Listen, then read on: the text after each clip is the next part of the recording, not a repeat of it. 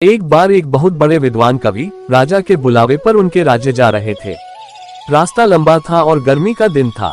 काफी दूर चलने के बाद कवि को प्यास लगी। रास्ते में मिलने वालों से उन्होंने पूछा कि यहाँ आसपास कोई प्याऊ है क्या। किसी ने उन्हें बताया कि आगे थोड़ी दूर पर एक गांव है, वहां पर एक कुआं है। कुएं का जल ठंडा और निर्मल है।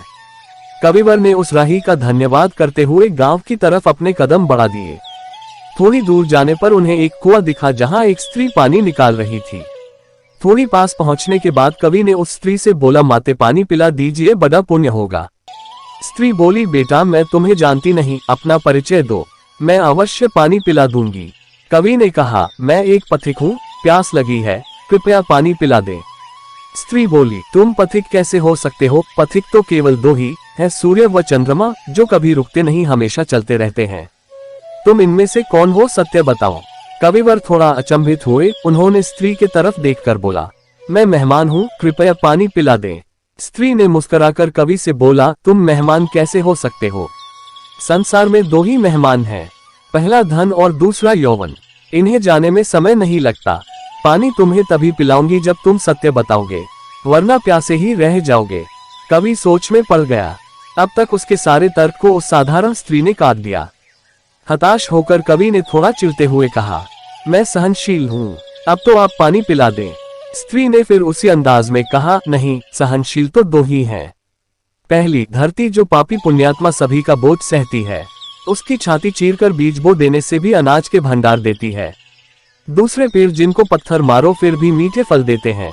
तुम सहनशील नहीं हो, सच बताओ तुम कौन हो? कविवर लगभग मूर्छा की स्थिति में आ गए और तर्क वितर्क से परेशान होकर बोले, मैं हठी हूँ।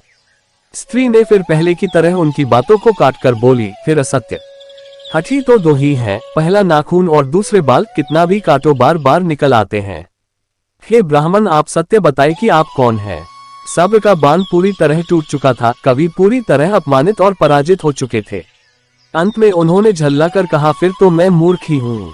स्त्री ने मुस्कुराते हुए कहा, नहीं ब्राह्मण देव, आप मूर्ख कैसे हो सकते हैं? मूर्ख तो दो ही हैं, पहला राजा जो बिना योग्यता के भी सब पर शासन करता है, और दूसरा दरबारी पंडित जो राजा को प्रसन्न करने के लिए गलत बात पर भी तर्क करके उसको सही सिद्ध करने की चेष्टा करता है। कुछ बोल न सकने की स्थिति में कवि स्त्री के पैर पर गिर पड़े और पानी की याचना में गिड़गिड़ाने लगे।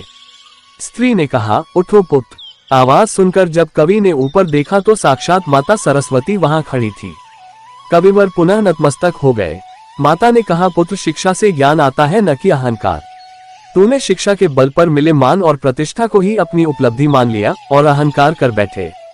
इसलिए मुझे तुम्हारी आंखें खोलने के लिए ये नाटक करना पड़ा।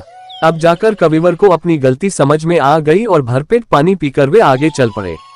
इस कहानी के माध्यम से हमें बहुत बड़ी सीख मिलती है कि विद्वत्ता पर कभी घमंड न करें, यही घमंड विद्वत्ता को नष्ट कर देता है।